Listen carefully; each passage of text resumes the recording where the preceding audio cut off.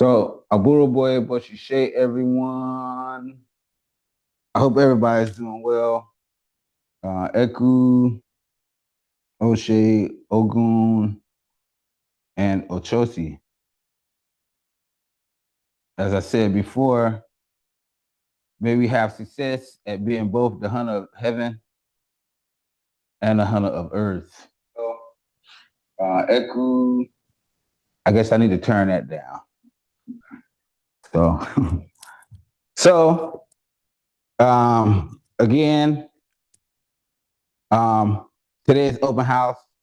Our E5 messages from this temple service are Ira J and Ira Aiku. Iputusun gave the verse from Ejiogbe. And so I guess we'll kind of like start there. There's the verse she used was the Odu for the Salt Okose. And so we use this to attract goodness. And so we know Ejiogbe, right? It was Ejiogbe, Cassie Fine, Ejiogbe was revealed. It came in Ayo Iku, so Ejiogbe went to putting off death. And so when this happened, Ejiogbe gave it to Yekumeji, or Yekumeji gave it to Iwori Meji, well, told death, no, go check Odimeji. Odimeji said Irosumeji. Irosumeji said Owamameji. So on and so forth into Oshe Tura.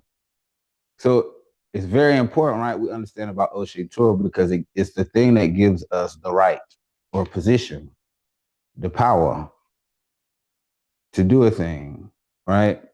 And so Oshe Tura, it is Oshe Tura that was able to put off death or save Eji Ogbe from death, an ending. So along with this in Eji Ogbe, right, we understand that staying at home, staying in our place, not changing things, right, because it's only a short time before we receive the blessing. This is another reason why the salt of Kose is asked for with this Oduifa, right? So that we can attract these blessings into our homes. So Ashe is a good way, I guess, to start the week or end the week with Ejiogbe. Saturday is the last day of the week. Ashe. So now I like to start taking questions. Does anyone want to start? Let me see by What's up? What's up, Baba? Aburo Boy. Uh, I'm in prison. How would I do that? So you can get salt, and so we'll talk about it. Okay. This is actually a good one, one that you can do frequently. And so, I don't want to discuss all that here, but we'll talk after class. Okay. But that is a good question, right? Because there are things that you can do. And so, we know that we've been asked to kind of like, even here in North Carolina, we've been asked to kind of like help facilitate some of those things. So I am thinking about those things. What things can make it um, easy, or what ways of practice and worship, what kind of things can you do in your environment? So it's causing me to kind of like reflect on that and come up with certain things because I was there before. So I think that it gives me standing in a weird sort of way. So I say so. We will get that. It's pretty straightforward. So you just need salt. So Ifatusin. So, Baba, touching on what you were saying about O'Shea Tour and Edgy Obey. So, is that the reason why we start and end our rituals with O'Shea Tour? Exactly, because you can't forget the water. So remember, and so that's a good segue, I guess. So remember at O'Shea Tour, we were just talking about it. So there's a lot of things that happen in O'Shea Tura, right? Oshun finds the bag of wisdom and gives it to Orunmila, but she has on Agbada. So we wear Agbada. Men wear Agbada. Women don't wear Agbada. And because it symbolizes um, a certain type of energy, station, status, even. And so when Oshun went to go put the bag of wisdom into the Agbada, she dropped it. So we know Agbada has these big holes on the side, right? It has pockets, or it can have pockets in the front, but that's where it is. So if you make this motion, right, you can easily go inside the Agbada.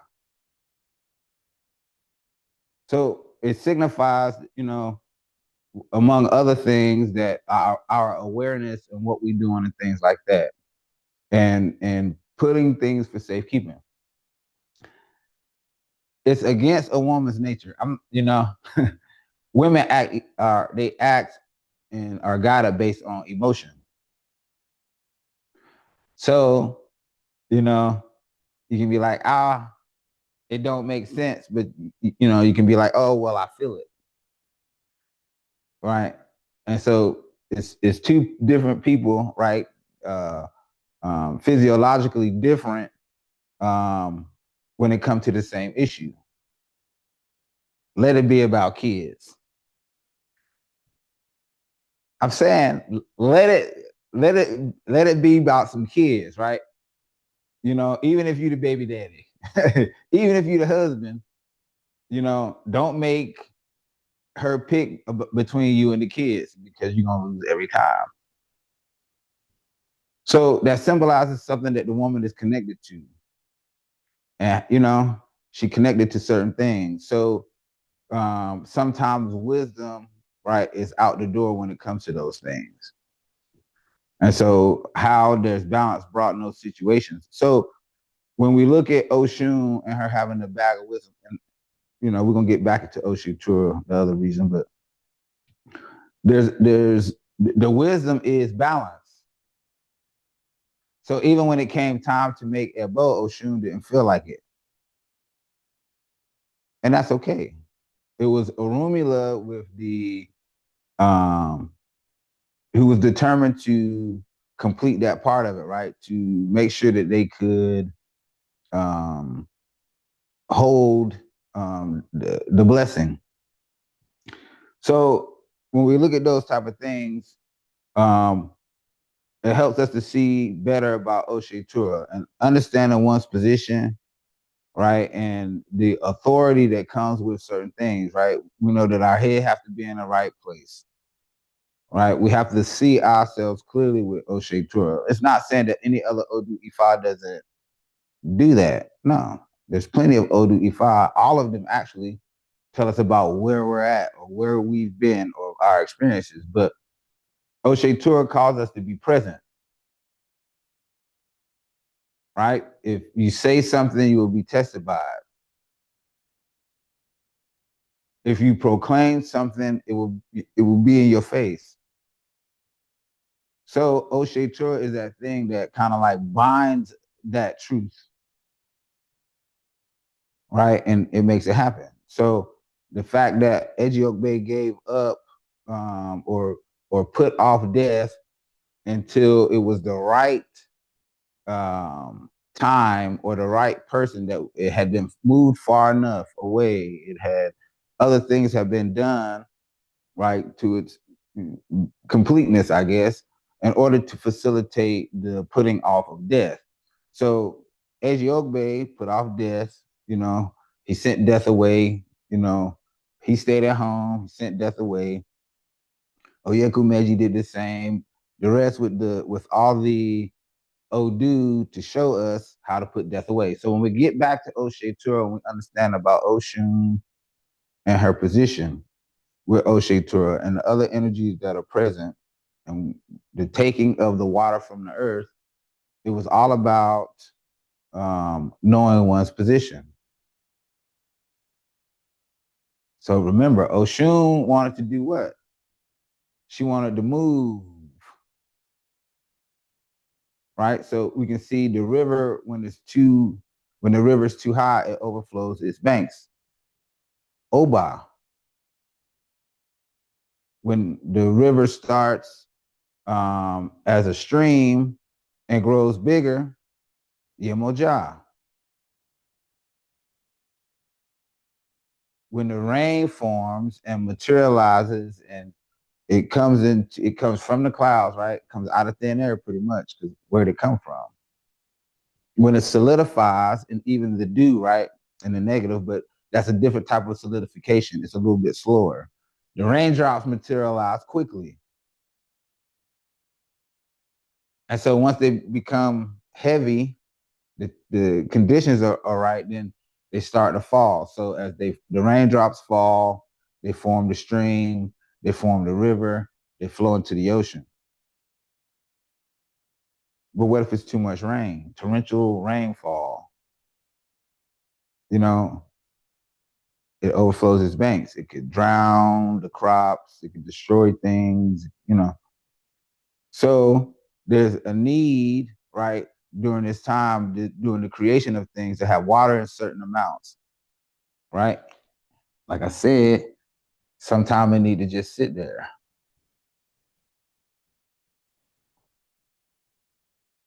When it's time for it to move, we want to let it move with ease. Or we can slam it. I ain't gonna do that.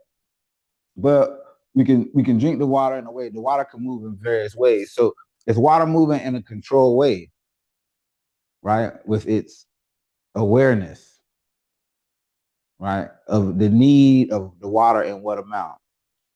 This is how we can see Oshun. But this is the thing that Oshun lacked in the beginning. Understanding of who she was. And so without the understanding, it can cause challenges. So the power to bring death, it happened in Oshe Tura from the lack of water, the lack of something. In Ejiogbe, it's the lack of integrity that can bring the challenges associated with Oshe Tura. So this is how, you know, Ejiogbe will help bring goodness. It will put off, it will do things to change, to evolve in order to bring longevity to not only itself, but the other 15 principles do. Mirandela Gun Ojuo do. Finally rested in Oshe Tura, telling us that, hey, there's specific energy that can do this. It's only Oshe Tura that can put off death. So it gives us insight into the 16 Mirandela Gun Oju Odu, right? The Ejiogbe through Ofumeji Epa Odu.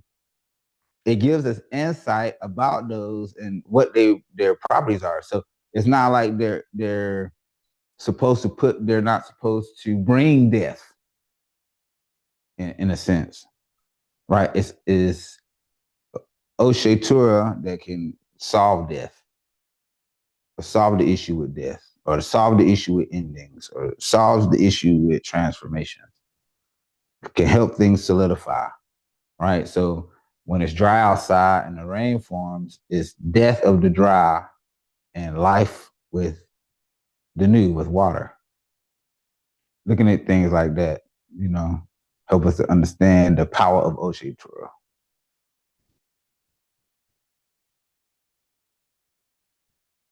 Ashe. Ashe, thank you, Baba. Anybody else? D? Oh, you already asked your question. David, you got a question? You can ask another one though. D, you just gotta raise your hand. David. They were like, man. No questions, Baba. Greece. I heard you. I was like, did he call my name? Yeah, I did. I did. Greece. No questions, Baba. Nada. Está bien. It's the extent of my Spanish. Ifabanque. I was just wondering, what are the components that makes an Odu fall in Ire or Iyewo? So we have to understand that not on its face, right? We shouldn't look at things like that. And so with when you gain more understanding, and so we have to really look at the messages in the Odu Ifa to kind of like understand. And so some of the things that orientation, right? Whether it's Ire or Ayewo, and what type of Ire or what type of Ayewo, it could mean several things, right? It could mean that certain energies need to be fed, right? You can see it in Ayewo, it need to feed the ancestors, but you can also see it in Iku, and there's someone that may be facing the challenges of death. It could also be that it's a transitional period for the person who has that Odu. It can be the end of things, or where the person was facing endings to certain things in their life. It can manifest in the orientation. So, we're going to talk about that with Obara-Tura. It came in Ayewo Iku, so it means the end of a particular cycle or time. Right? It could be in challenges before that one has faced, or the threat of death, or dreams about death, or certain types of endings that the person may have experienced in the past. So Ifa is acknowledging, those endings when it says Iku sometimes, right? It just depends on what the Odu Ifa says, or what Odu Ifa it is in that. So kind of like navigating that is a little more advanced. And so like just when you become more familiar with the Odus, you'll know which ones, say which, or how it comes, So. Okay, thank you, Baba. Did I answer your question? Yeah, you answered my question because I had a different understanding of, what E-Ray, and I believe it was called something else. And it was like if you're moving forward or not. And I knew that I didn't, by listening to our studies, that it didn't make sense that way. So I decided to ask you what it meant, Iewo or E-Ray. And what I'm hearing is it depends on the situation, like personal situations within the Right. Odu. With Ifa is recognizing what it's time for, Right. and this happening in the person's life or within the destiny. So I think I understand that I need more training and more understanding to go farther than that. I think that's what you said. So I'm gonna use an example, right? Ogbe Rikusa, right? Ogbe on the right, Osa on the left. No matter where you see it, right? Whether it's in Ire or Ayewo, it's still talking about certain things, right? That the person need to be initiated, because in this Odu is where Ogun was initiated to Ifa, right? And so, it could be that in Ayewo that the person was facing endings after endings. It's just telling what the background was. Okay. Right? So, if it's in Ayewo, it's saying this is what the background was. But everybody still has to be concerned or cautious about the other taboos. Everybody still has to be. So in this essence, right, it's saying that there's been endings, right? There's a strong emphasis on there's been endings. So do this thing, like even with this Ebo and this thing, a Tefa, right? Everything gonna be fine. But even in Ire, right, it's saying that okay, there's some people around that need to be initiated. You understand what I'm saying? It's a different, the advice carried different weight in those circumstances. But it's so, those people still need to be initiated to Ifa.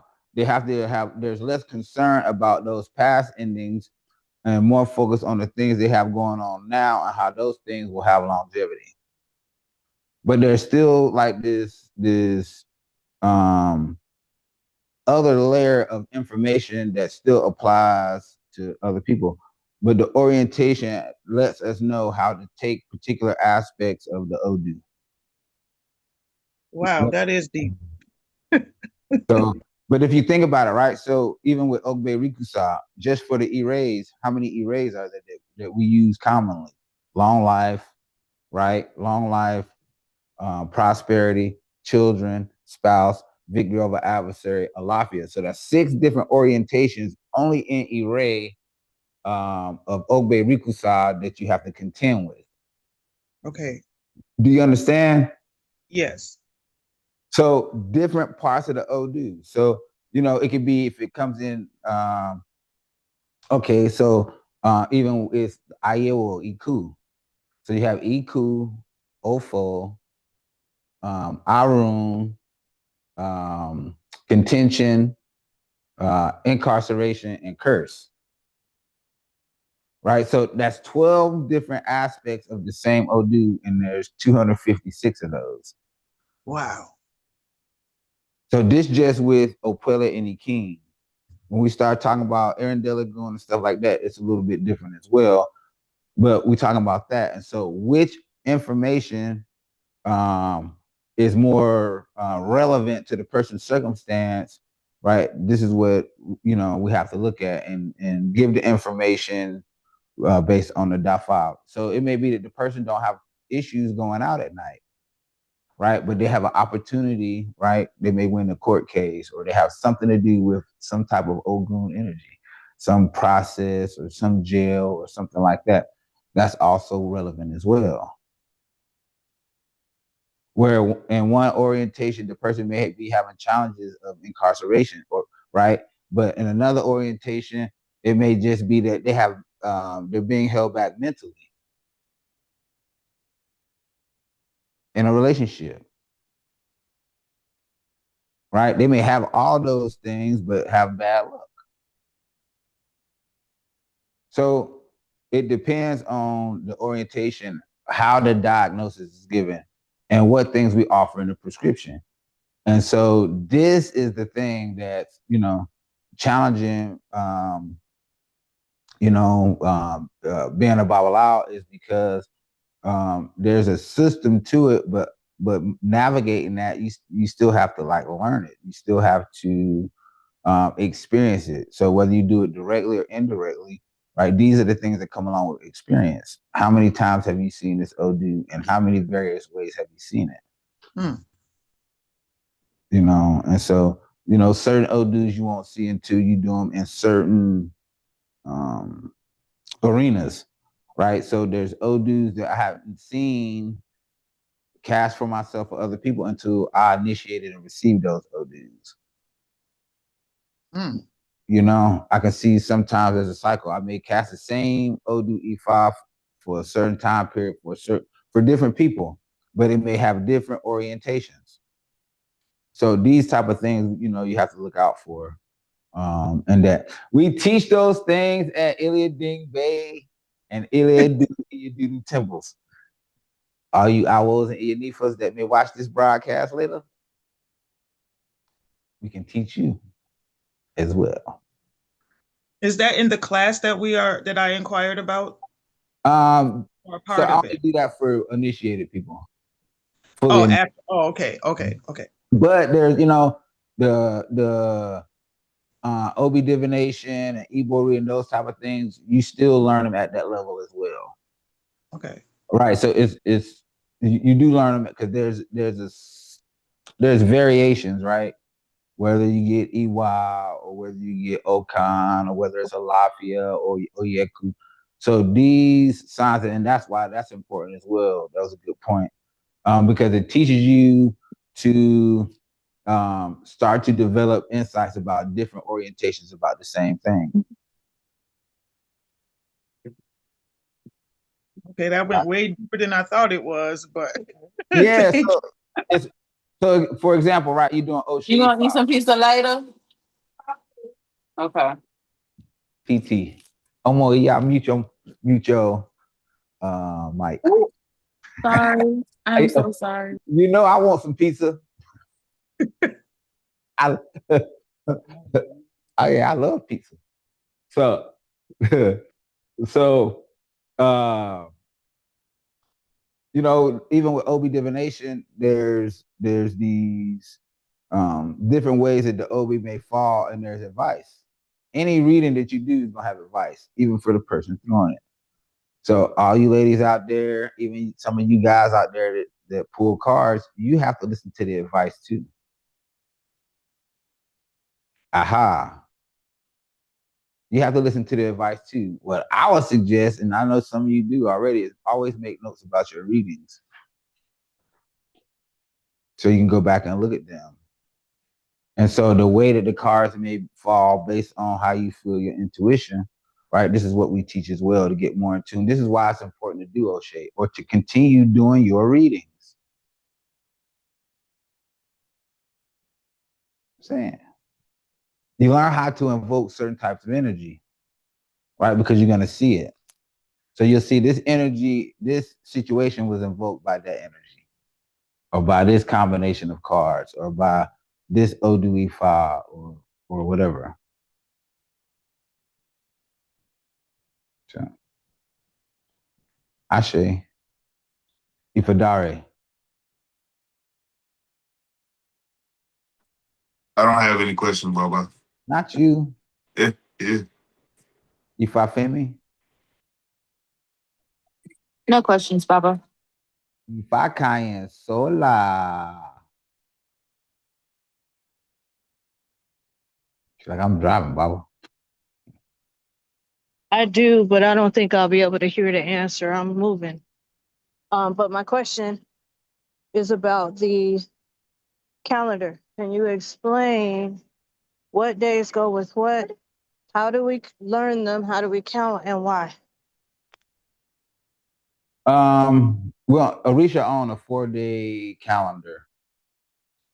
And so, we're on I guess we're on a Gregorian calendar with 7 days. I don't know where that started from, but so the Orisha on a 4-day calendar, I'm not sure of the Ifa reason, but or what the Odu Ifa is, right? I know there's Odu Ifa that says that we should meet with the Orisha every 4 days. I know that there's also Ifa that talk about the position of the Irumale, right, and their effect or role that they have on our lives. So putting those two things together, right, it takes 3.7 days, back at it. But it takes 3.7 days for the moon to change phase. So it takes 3.7 days for things to kind of like manifest. So we perpetuate the Orisha based on that calendar. So if we think about it, and this kind of goes back to O'Shea Tour in a way, because the moon has an effect on the water. We know that the earth is what percentage of water? What's the ratio or fraction? Does anybody know? Please raise your hand.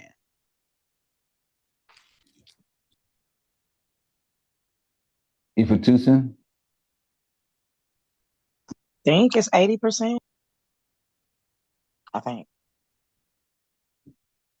Kashan? 70%. Anybody else? Both of them right. It's about 75%. 3/4 of the earth is covered by water. So how much water is in the human body? What ratio or percentage in the human body is it? Ifadare? The same amount. Bennett, about the human body is made up of about 75% water.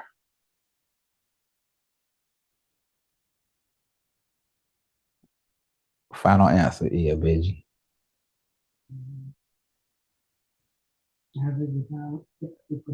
About 60%.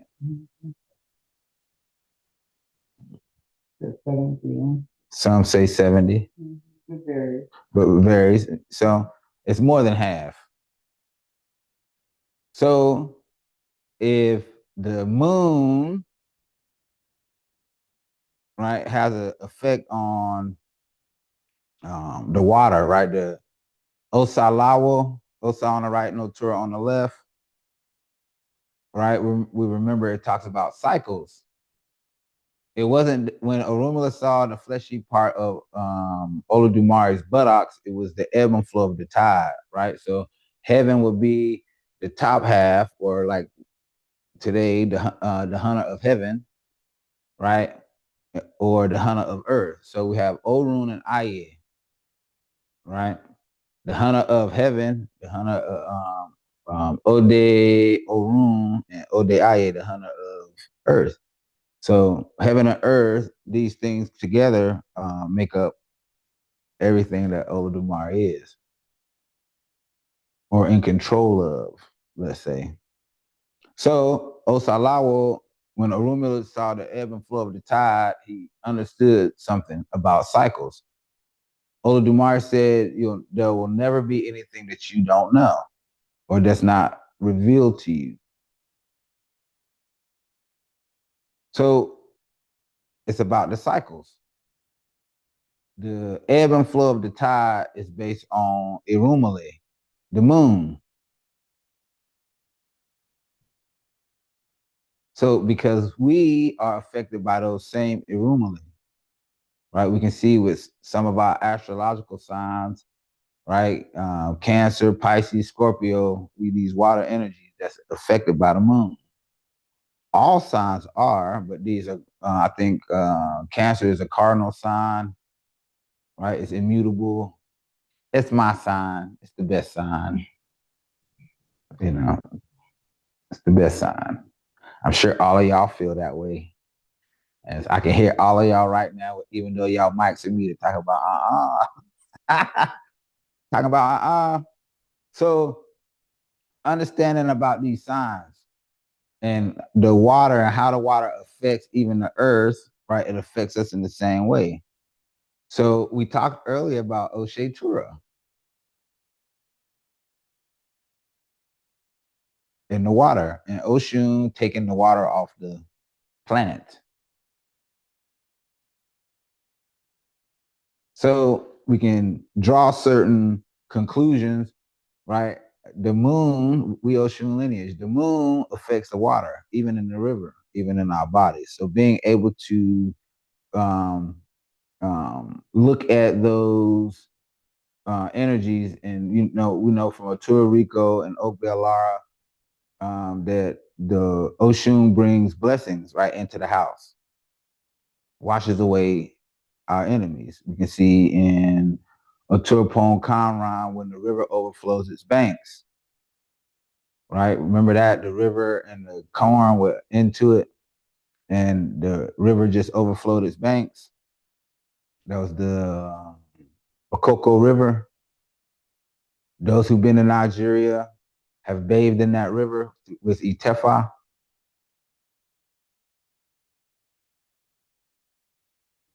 Understanding the Irumale and their effect on water, and how that cycle, because it affects the water, affects everything else. It affects all the Orisha. It affects all the Orisha. So if the moon affects the Orisha every 4 days,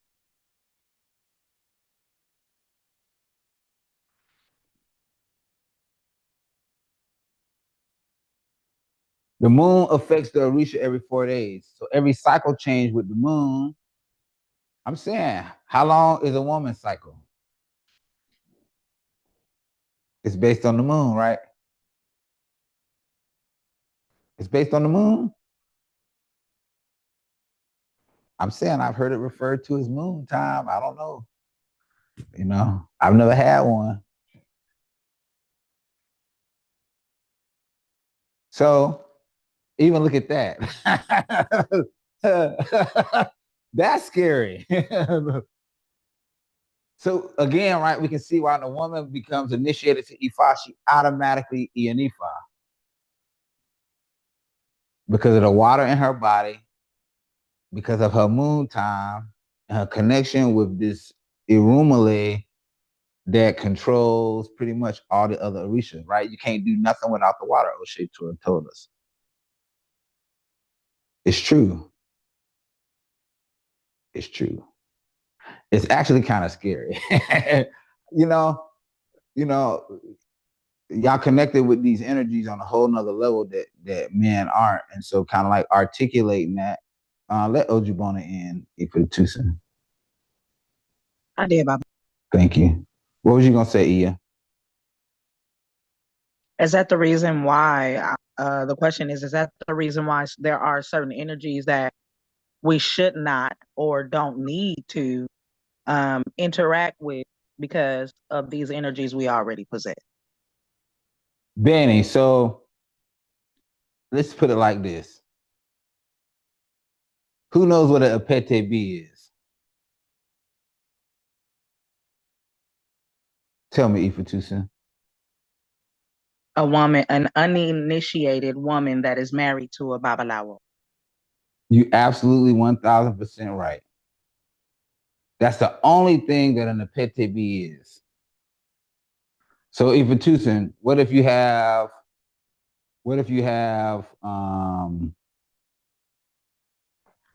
Isefa? Can you still be an Apete B? No, Why? because she has her hand of Ifa. She already married to Ifa. Ben. So the Apete B, right,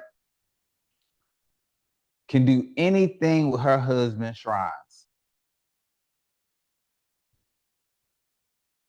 You know, she won't do the perpetuation, but she can see them, she can touch them, she can deal with them. And she's not even initiated to Ifa. That's Ashe. So once she's initiated to Ifa, then, you know, there's other things that she's able to do, right? Because she has different access now. So all this is based on the moon, the great illuminator. We see in the various Odu, I think Osarete, Obeyonu. What you say, Ifa Timilan?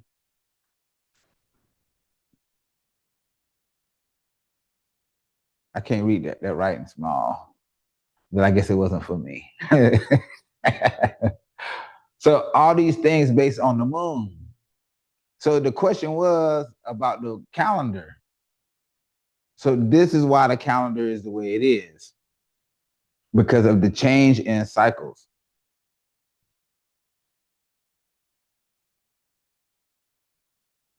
So Orisha on a 4-day week, based on Irumale. So think about that. They can't change the moon. So saying that there's this day for this, or this day for that, or this do this on Mondays, and you know, they really, if you're doing that, you really have things out of schedule. So like we will do Ita Dogun on any day, right? Except for a Gungun day. But that's the cycle. So we outside of us, you know, we're on a different type of cycle. But the base cycle, even like the lobes of kola nut, the days that it takes for the moon to change phases, right? Even the period of the cycle of the woman, it's about 4 days.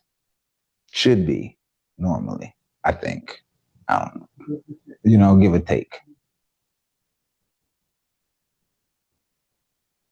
So this is why.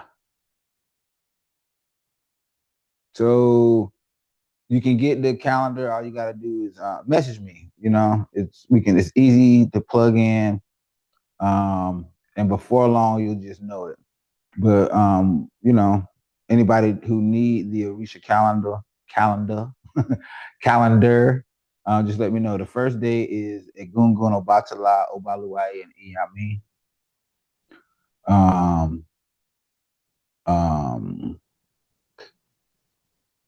Then Ifa, Egbe, Oshun, Ibeji, Ori, Aj, Olofin, and I've seen Edan.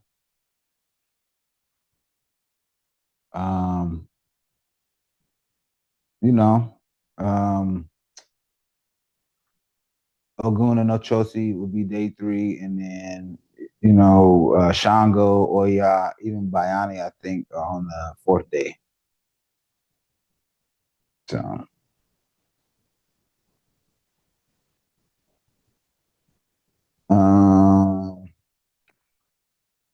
Ifarike,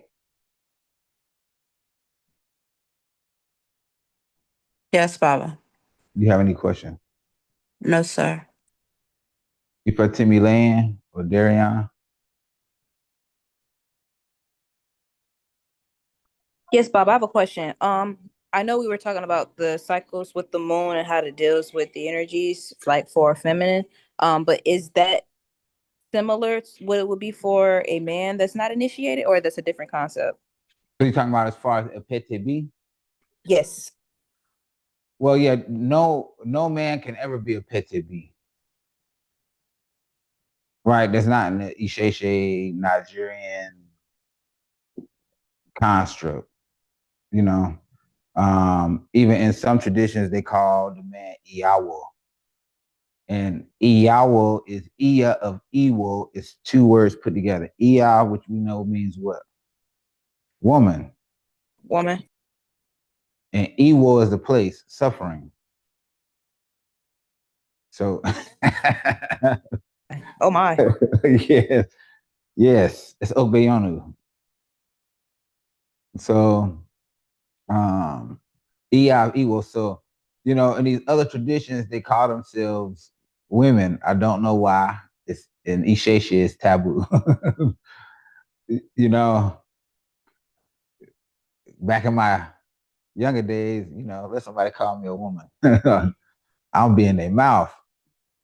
I'm upside the head. But so, that doesn't exist. So, you're either a babalawo or you're not. And so what it does for men, it requires us to not be effeminate, but to be more nurturing. Right? It requires us to be more understanding.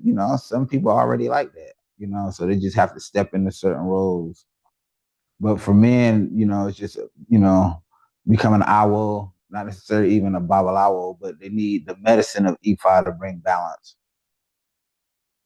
And so, this is when they meet Odu or presented to Odu and things like that. And so that's a whole different little set of things. But this is why women don't need it as well. In Irete, Ogbe, Irete on the right, and Ogbe on the left. Your husband, I guess he's your husband. Your husband's Odu. Ategbe says that there's a particular set of circumstances that will align him with his counterpart. So we look at Orunmila and the Odu, or the energy that the icon or the entity that symbolizes Odu, or the power of all Odu. That's in the Tegbe. So there's certain things that's specific about a Tegbe. Right? It says that it shows us that this person is strong, right, spiritually and mentally, because they are fighting 6 battles on 6 different fronts at the same time. It aligns the person with Odu. I believe it's the Akalamabo bird. He really has the decision over life and death. Endings and beginnings. This energy comes and rests with Orunmila. And so, there was some time, I guess, before when the energy wasn't with him. Maybe he was out of balance. So coming into balance and into harmony with that aspect of yourself, the divine feminine. Or if a man is in the feminine already, this energy will help bring balance to, help him balance his masculine. So this is kind of like the purpose and why it's different, right? We don't need more women with more feminine energy, right? It's that the man needs to be more balanced, right? It's kind of like still let women be women. Let women be women. Like, they can't be controlled. They have to control themselves. You can't control a woman. She has to control herself.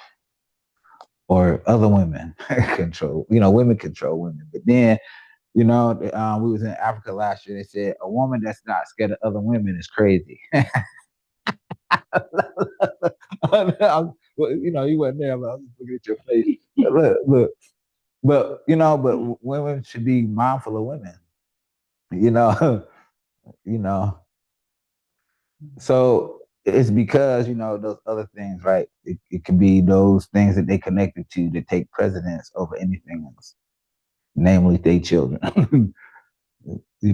So but once we learn to be in balance and stuff like that, and that's what it takes for the initiation. So the person is a strong person. They have done a good job of balancing themselves up until that point, and that they're able to be more in a state of attraction, right? Because this Odu Agbomani Wa destiny is like a coconut. The coconut has layers. Our destiny has layers, and sometimes it takes us time to get to the sweet spot, to the fruit, to the meat of the thing. And so that Odu helps us. But being more in balance, there's no such thing as like an apete or a phrase for a man. If everybody has Isefa, then they all Omwawo. Whether they have Ifa or not, they Omwawo. It's then after this receiving one's destiny and being, I guess, balanced with that, the man then become Awo. But then there's still things after that he must do in order to become Babalawo. Right? There's still rituals and things like that. They have to be presented to Odu again formally. Right? So during the initiation, it's informal, but formally. And oral pele, there's these other rituals that are necessary for a man to be a Babalawo. Yeah, there's no such thing as a petehi.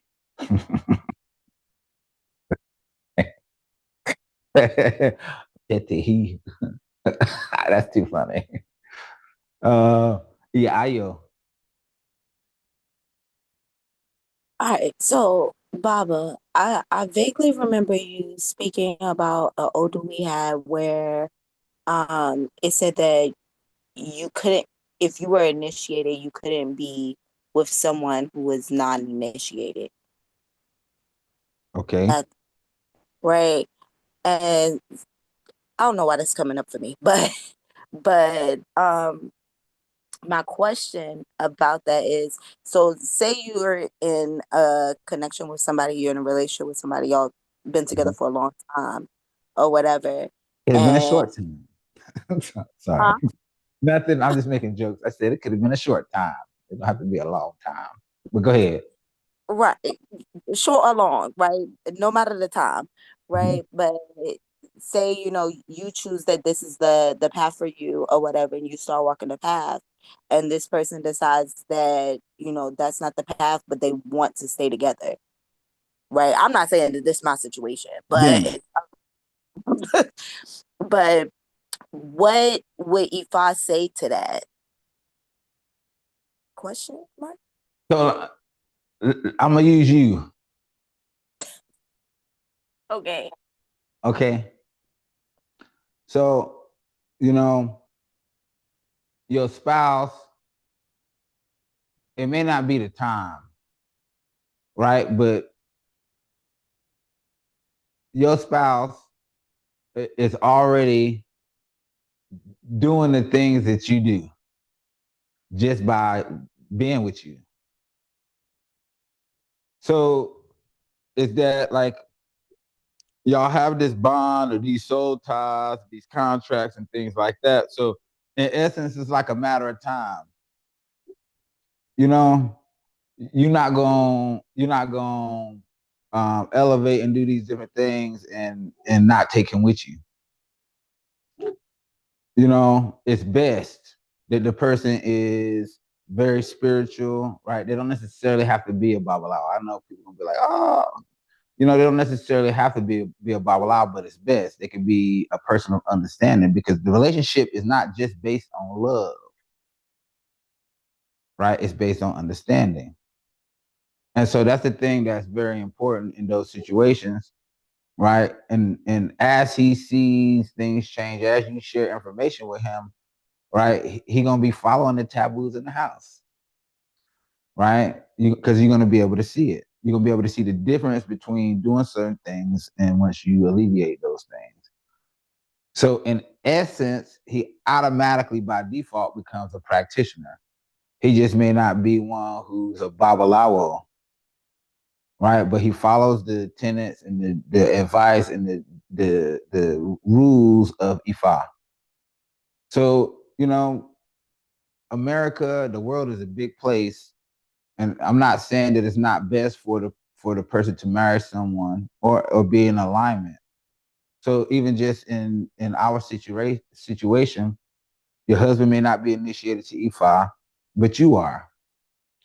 He follows the taboos and things like that in the house because of you, right? So you have your physical alignment with your spouse, but you have these spiritual alignments with us.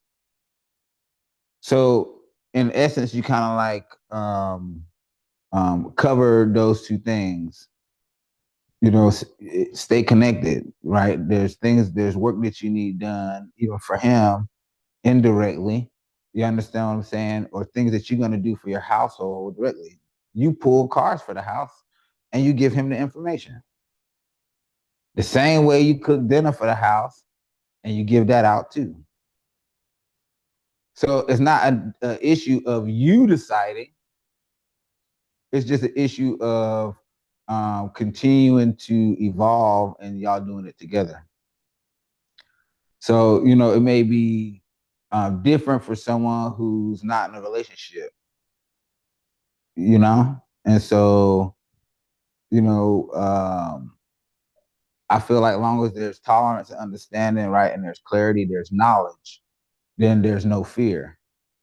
You know, it's if the person is the other one in the household, you know, is obstinate about it, then you know I would kind of look at that. In Nigeria, I can tell you that nobody cares if you E5 or not. It doesn't make it. It doesn't make a difference. They don't. Religion is not one of those things that's used as disqualifiers. It's only in America. Ashe. You know, my brother's married to a woman that was Muslim. And so, you know, I believe, Baba, I because did you know too. my situation with my wife. I had brought her out to your house. Benny, you need to raise your hand, Baba. Oh, I'm sorry. I'm sorry, Baba. I'm gonna call Yeah, on you. You know, we gotta be mindful about the women, and if Tusa got her hand up, so I don't think neither one of us want no smoke from her. So I'm gonna get you. Yeah, I'm gonna get you out of her. Real quick, because I don't know how. Where do I do the? Oh, never mind. I found it. Okay. Ifatusin. Oh, but I have asked several questions. If he wants to ask his first, he can. Oh, hold on. Let me just. I'm sorry. Ayo, did I answer your question? Yes, okay. I got a couple more questions for you, but I can wait. Yeah, let me get her and Torian, and then I'll come back to you. Ashe. Ifatusin. So I have one last question, Bob. Sure, you do. Right. So the official one that I actually wrote down. Let me get to my desk. So, the question is, why is strong truth so hard to accept? But a sweet lie. Why is Why is strong truth hard to accept, but a sweet lie is palatable? Well, it's kind of like how I just thought you said one word. I thought strong truth was one word instead of two. It's because of lack of understanding. It's lack of understanding. People don't want accountability. They don't want to be accountable. And so so we have to understand some things about people, right? The other day everybody said I'm perfect, and so we are in our destiny, but that don't mean there's not challenges associated with it. So you've had these experiences, some be more traumatic than others in your life, and so you've developed feelings and opinions and thoughts about these things, right? Actions. You've implemented strategies and things like that, right? So sometimes it's just people feel like it's safer to stay in that, right? So they don't recognize when it's time to change. So you have to think about it, right? If certain things that I've experienced, even with the loss of children, right? Someone can experience those things, right, as a child, where they may have lost a parent. And so even the things that they did after that, nothing facilitated the change. So then one day, right, this is the importance of destiny, because it brings an end to the change. So think about it, right? There's these generational curses of things that exist. And so there's repetitive cycles, right? We go over and over and over and over again, right? From childhood, where we witnessed it or we were a part of that. And then as adults, we continue to experience these things. We can even see it in our other family members. But when is it going to stop for us? This is why Itefa is important, because it offers a bow for your life plan. So it's not my life plan that you would be offering a bow for, or that I'm just one who helps you facilitate the information, right? I know the people, I know how to teach you to get you there so you can see it, right? But then it's a commitment really that you're making with yourself. You're not making a commitment with me, but I make a deeper commitment with you to help you continue to understand.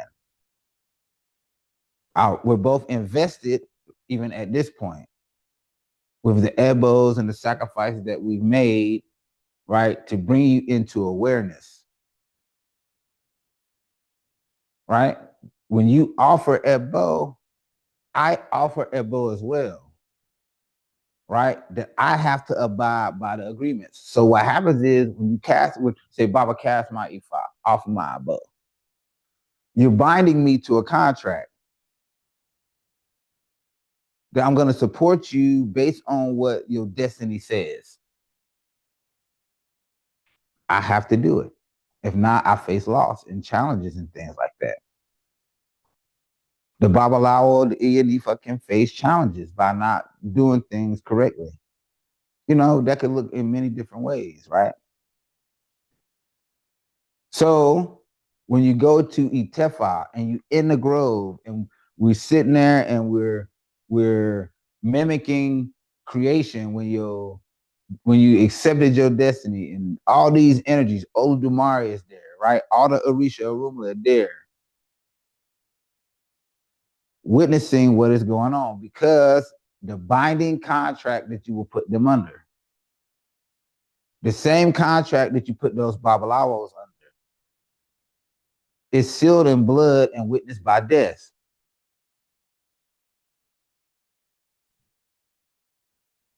So we enter into this agreement. You get your destiny. You say, okay, I've been experiencing these things. Like if I would tell us, don't marry until Itefa, because there's an energy around that changes, right, with us. So in order to have all the blessings and things like that that Ifa has promised you, or that you are aware of based on your Ifa readings up until that point. If I was telling you spouse is coming, if I was telling you that children are coming, if I was telling you that you're gonna have Elay, if I was telling you that you're gonna have horses, if I was telling you all these things, right, and it puts you on a path to acquire them. The thing is, we want those things quickly. We've been waiting all our life for these things. So you get to the grove, right? There's some things, you know, there's steps that are taken to bring you the best alignment.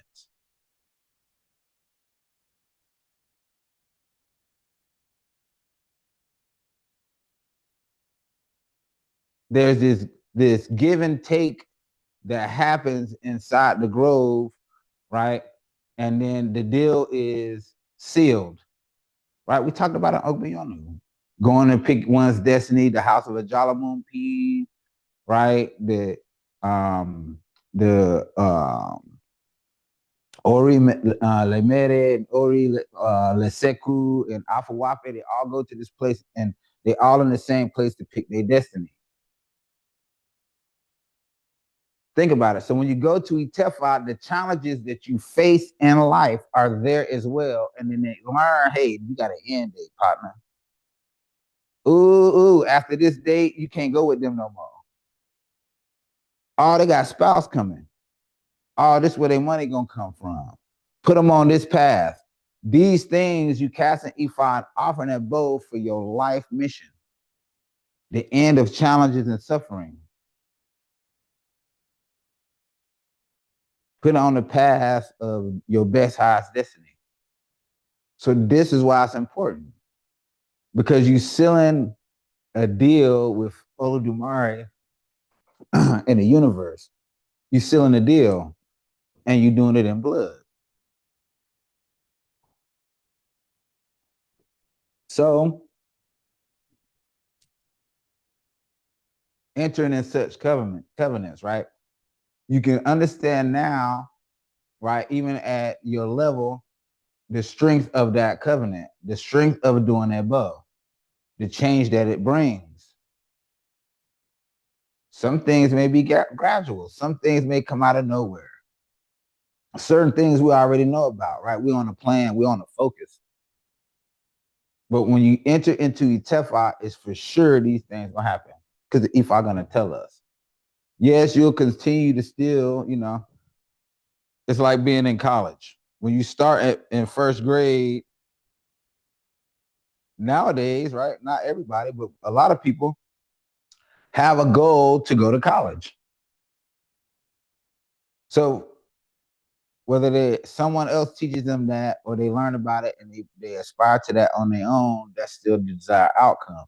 So how will they get there? We're talking about things that will start, you know, when the baby is 1 year old. The plan will be put in motion. How would a child, when they grow to adulthood, complete or accomplish these things? There's a lot of different things that play a part to get that goal accomplished. Right? All the meals that's been prepared, all the clothes that's going to be bought, how they're going to get to and from in the different situations, right? Those things are you account for with the child.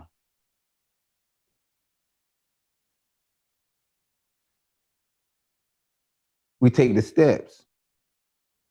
So with Itefa, it's the same way. It's like, okay, this is where I'm trying to get, right? It's less rigid in certain circumstances, right? Because it's just about, you know, everybody can have their own lane. You can be a professional, a stay-at-home mom, or an executive, you know, everybody can do different things, but in your own lane, it takes care of these things, right? Because it's multifaceted. It takes care of all these things to help you have those blessings. What are the things that I need to be aware of, right? Whether it's behavioral, what, you know, psychological, emotional, right? Scholastic, scholarly, I guess. Would that be the word? academic. What things need to be in place? What direction do I need to go to reach my best high destiny? Your Itefa is going to tell you that, and it keeps you on this curriculum, if you will, every year to get you to graduation, to get you to your doctorate or your bachelor, whatever. So, did I answer that question? I feel like I got off topic with that one.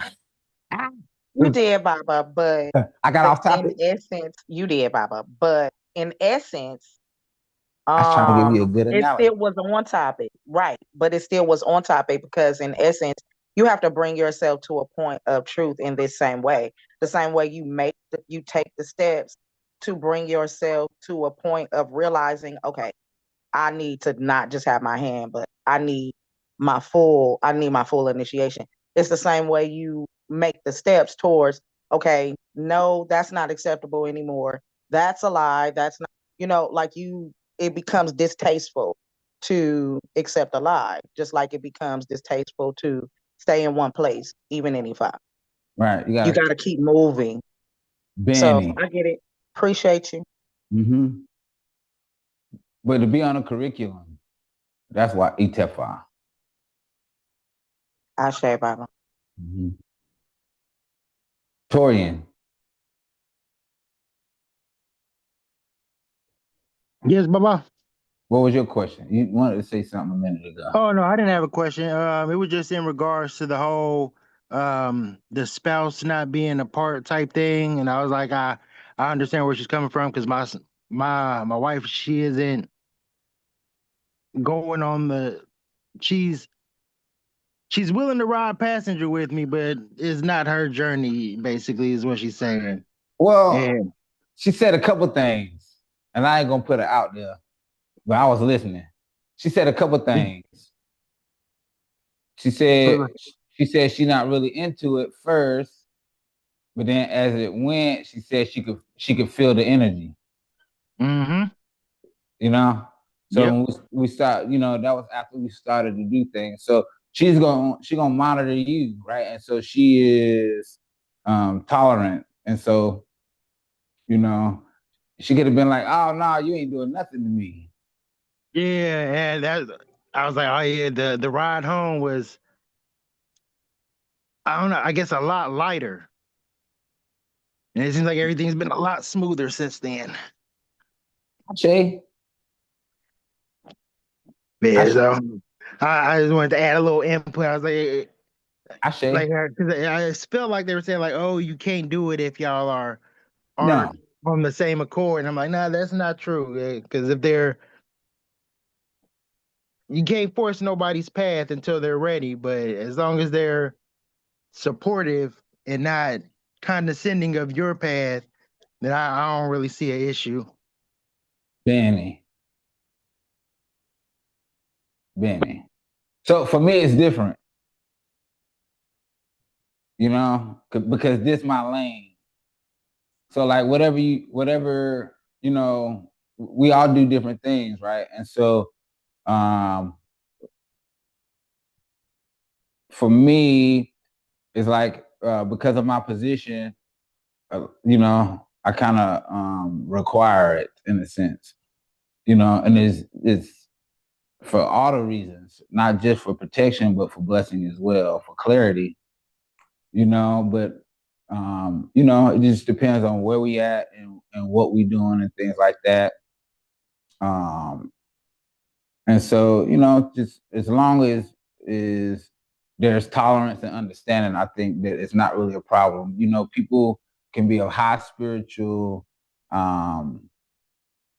nature and not be initiated to Ifa, and the marriage or the relationship will be blessed and be in Ray as well.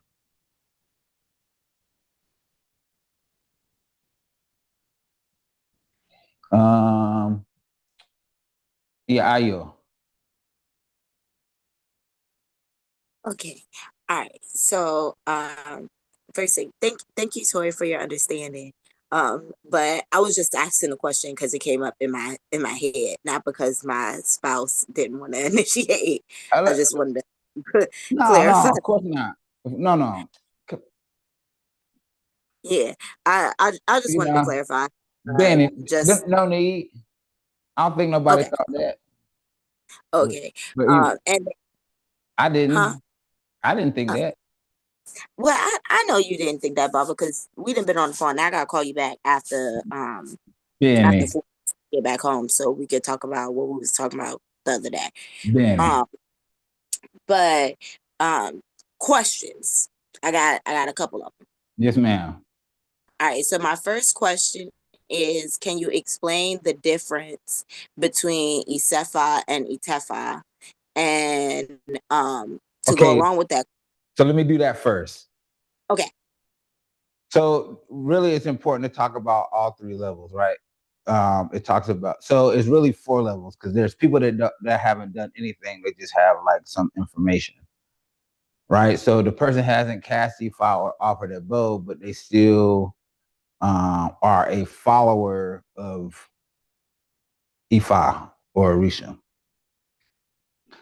Then we have the No, I just said Ashe. So then there's a person who casts Ifa off a bow. So those two people aren't the same.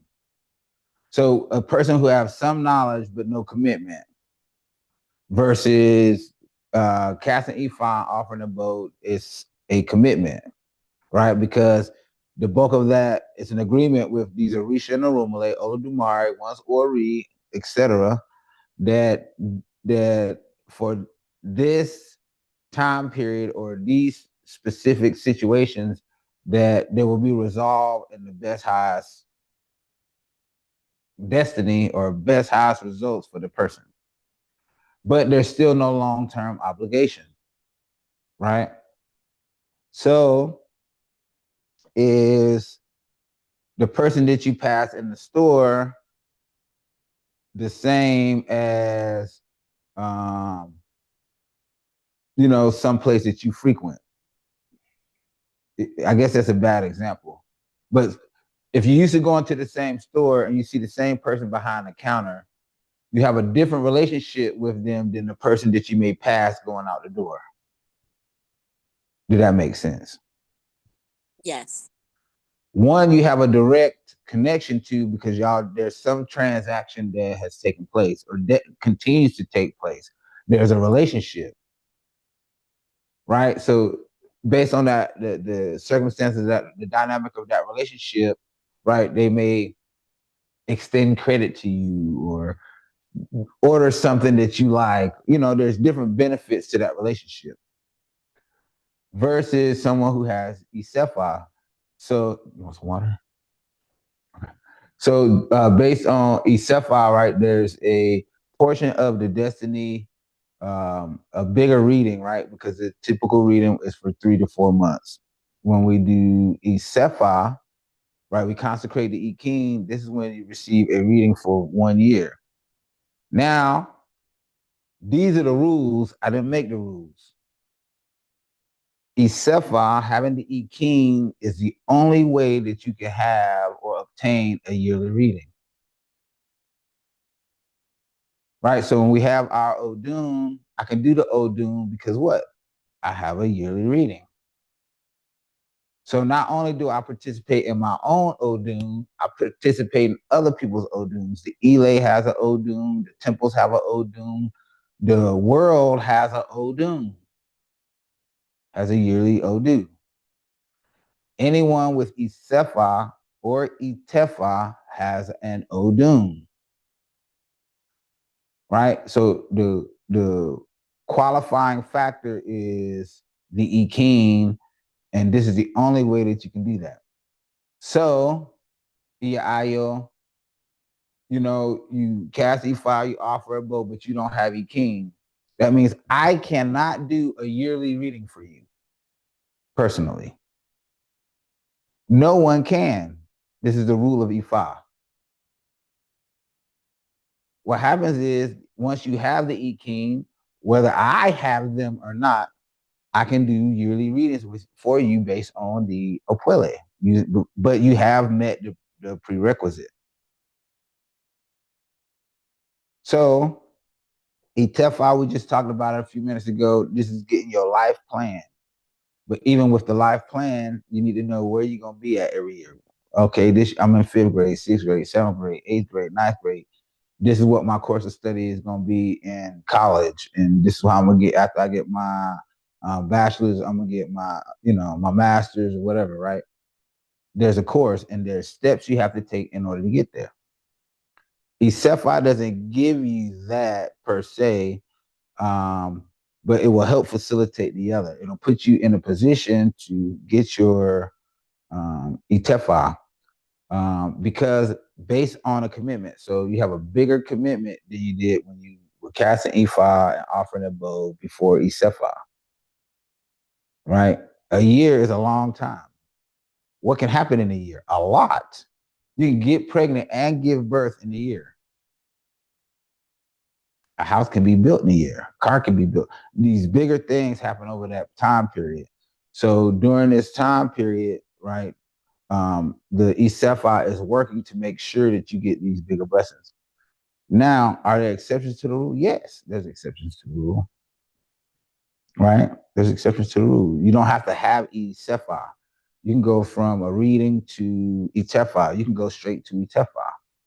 Right? It depends on what your destiny asks or requires you to do. So that's the difference. ETFI is full life, and what comes with you doing ODUNs, in order to get you to that place. These are steps. Versus ECFI, you don't have a life plan, but it gives you these guidelines for the year. Right? And I'm not saying they're not far away from your life plan, but it's just no clarity on how how it's directly affecting your life mission. Right? You don't have anything to compare it to. Okay, so I know my life ODU says I'm going to accomplish these things. So my ODUs, my yearlies are going to put me in a position to get there. Right? Some of the things I'm doing now, but the end result, right, from my life ODU, where I'm going to be, what I'm going to do, at the end of my days, we go through that every year. With ECFI, you just don't have the life goal. So it's a little less clear on how those things are affecting your overall life. And so that's the difference versus casting EFI, offering that bow. You got people that do all types of things, right? There's people that's all they do. They don't want to initiate. There's, but they'll call every so often when they need to do something. They need a breakthrough, but then you'll have people that will have ECFI. And, people say not everybody need to initiate to E5. Why not? Why not? You don't have to necessarily be a priest. And I don't like when people say that. So that's saying that even though I don't want to be a priest, I don't deserve to know what my life mission is. Right? You can be the owner of businesses or car lots or in healthcare. There's these different avenues that people have to be in, but they need to know if they need to be there. They need to know if the thing that they're doing is, they need to know if the thing that they're doing is in array with where they trying to go.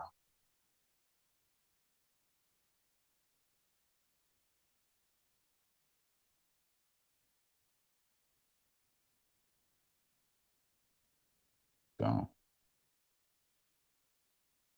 Ashe. Ashewa. All Go. right. So the huh? Go ahead. Oh, so the second part to that question was, why is it important to go to the Grove when getting a TEFA? I hope I said that right. Because in essence, it has to have running water. I told you earlier, the group earlier about the Akoko River, and we were talking about Oshun, and we were talking about all these things, right? and things being able to materialize and movement and things like that. So this is why it's important to go to the grove, because these energies were present at the creation of time, right? Or earth as we know it. So this where all these energies are present, and it's like having a family reunion, right? So having a family reunion is when everybody there, everybody commiserating, and they're agreeing even before we get there. Everybody's agreeing on what's going to be brought. What part are they going to play in this celebration? So the Orisha and Irumale,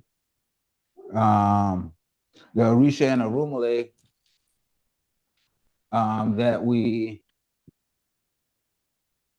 hey man, the Orisha and Irumale. So it gets back to us being mounted and how we're mounted by these different energies. And so it's crazy because I was talking about this morning. Everybody have voices.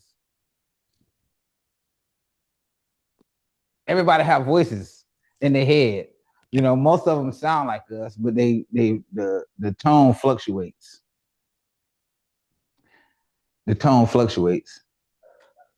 And so we're able to understand these different aspects of us. And so all these different aspects of us are there, and we're able to give them a say. So to learn, right? Shango is a part of you. Ogun is a part of you. Obatala is a part of you. Oshun is a part of you. Egbe, Egungun, Iami. These energies are a part of all of us. They're aspects of us, right? That's associated with just us. Even though we have them in common, there's certain aspects of those energies that are associated with Iabeji. There's ones that's associated with me at different levels. So finding out what they are and giving voice to them so that they can make our life better is important. If I know I have a problem with communicating, right, that could be Ogun energy, or understanding the process, or having patience, right? Those can be my challenges with Ogun. So how would I rectify them? Right? That energy will be awakened inside of me for me to recognize it, for one. And then once we recognize it, because we have to have recognition. Without recognition, you can't change anything. You have to have recognition. So recognizing that energy, what role that energy has to play in your life is important for you to bring balance to that energy. So it may be that even you may not be vocal in one way, you might express yourself in another way. It could be artistic expression, it could be poetry, it could be any kind of way, right, that you express yourself. But coming to terms with that Ogun energy, understanding they're developing a process or tool of expression. This is why it would be important to initiate Ogun, right, or Shango. So not fighting with everyone, not being of a lustful energy, a high nature energy.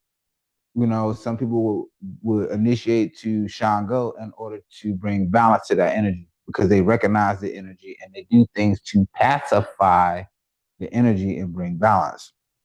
So what happens though is that people will, the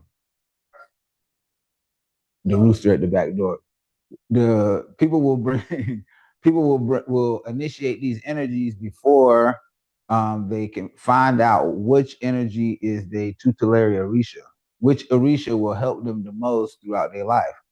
So if you do that before you know your life plan, then guess what? It's not according to your life plan, right? It's done based on urge or desire. So if you initiate Ogun before you initiate Itefa, remember in Ogberukusa, we said it. Ogun was already Ogun, right? In Ogberikusa. Ogun was already Ogun, but he had challenges. of progress. So what did he do? He went to Orunmila and got a reading. It wasn't Orunmila that went to Ogun to get the reading. It was Ogun that went to Orunmila to get the reading, to figure out why his life was this way. So Ogun initiated to Ifa and everything became better. This is why we initiate Ifa, to find out our path. So whether it's the path assisted by Ogun, whether it's the path assisted by Obatala, whether it was the path assisted by Egungun, whether it was the path assisted by Iyami, whatever these energies are that assist us or will assist us for most of our life, right? We'll initiate into after Itefa, but it's only Itefa that can give us this life view. So it's like, you know, Ifatusin initiated to Egungun right now. You know, it wouldn't make sense because we don't understand, we can't see the view of her life, right? We can only see the view of the short time of her life, like a year. So, you know, this energy that may be, you know, transitioning out of our life, she don't need to keep it there. You know, it'll take place of the one that's supposed to be there. So this can cause a challenge. So it's about people understanding how to view, again, Ifabanke, how to view the reading or the orientation of the energy, you know, to facilitate the right change.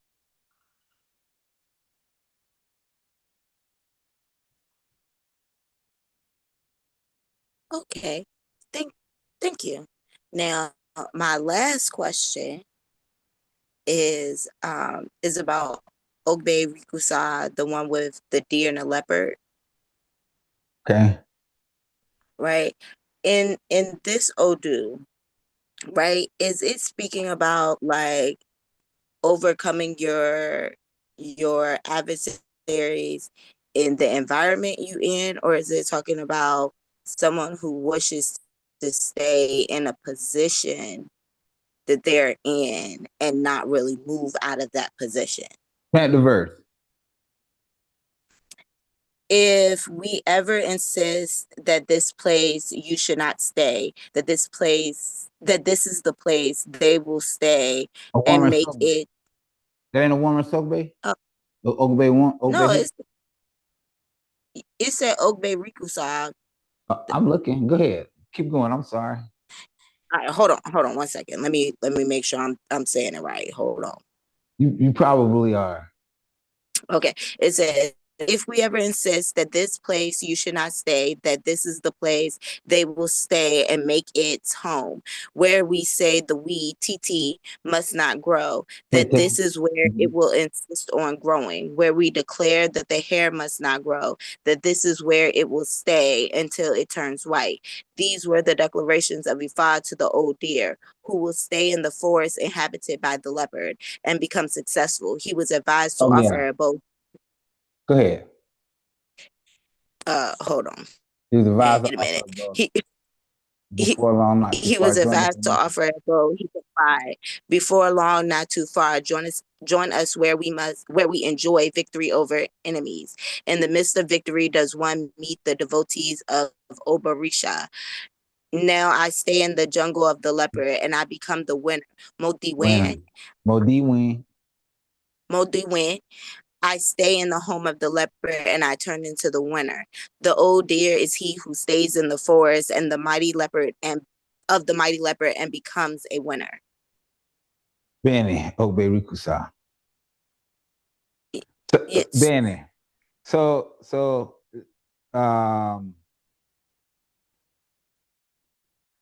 Tete is spinach, and we use it in everything. Right? They even eat it. So all the things that we use that herb for, but it will grow anywhere. It's spinach, but it's almost like a weed, herb, but it's almost like a weed, and so it's, what's the word I'm looking for? It's desire to thrive, right? Its growth, right, can't be impeded. So it's using these various ways, and it's giving us some olfactory tips, right? Some uses of things that we can use to help facilitate it, the change. Tete is one of the herbs that's used in Omiero. So it stands as, it has its esoteric medicinal properties. But the way that it is being talked about here is it's talking about its growth, how it grows. And it can't be, it's like crabgrass, right? You can't stop crabgrass. You got to like pull it up from the root, but it still may grow. And so this is saying that being cool under pressure in certain and pretty much every situation, it gives us the presence of Obarisha, Obatala, Epa, Orisha, Epa, Opaneti, Epa, Oluwa, Epa. I had to put that in there. And then Suru echoes it. So being cool under pressure, not having fear, even though there may be these situations where it can cause fear. So of course the leopard is the predator of the deer, or so it's saying that we're gonna have a healthy respect for each other. So the deer, especially if it got horns, the leopard gonna have some respect for that deer. But one is a predator of the other. And so, where people may be preying on us and stuff like that, don't worry about it. Obe Rikusa said, so it shows that you shouldn't eat anything four-leg. Right? Whether it's the leopard or the deer, they both four-legged animals, correct? Correct. Which one died? I don't think it mentioned either one died. It said that the deer had long life, that he turned white. So they said don't eat four legs too. Because there's neither one of them were offered. Mm-hmm. Okay. Hold on, let me write this down. Modiwin. Modiwin. Ifani. Modiwin. Modine. Modiwin. I'm a winner. I'm a winner. Winner, chicken dinner. Nope, not for Ilya Digbe. Oh, Ashe. Ashe, last little bit of the question though. I can add this to my morning prayers. Benny. Yeah. Especially if you feeling like some things may be going on, and you need strength, right? Remember that the deer was obstinate and stubborn, and like the tete, and it grew and it thrived in its environment, even though it was threatened by predators. Ashe. Thank you, Baba. You're welcome. Kashabe.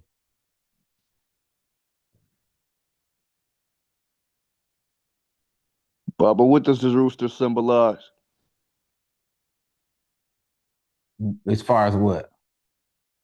You mentioned the rooster earlier.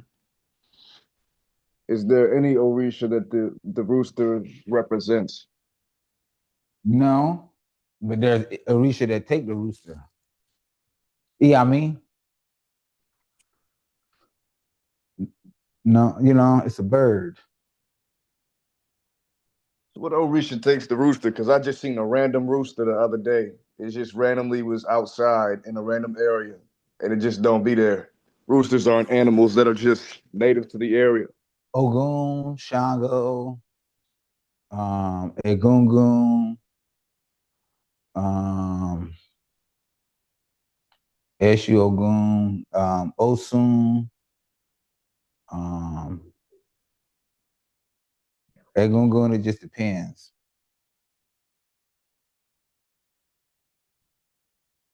So it's not necessarily an Orisha that represents the rooster because it's a bird. So I guess it would in that sense, but you can't say, oh, Shango's a rooster. I mean, it can take on the rooster archetype, right? Because they fight and things like that. So it's to invoke a certain type of energy or a stable type energy with those Orisha that take those animals.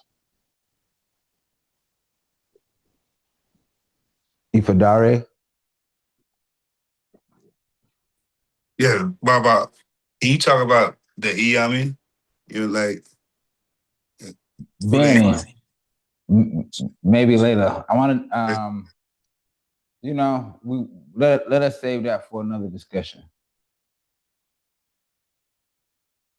Let's save that for another discussion.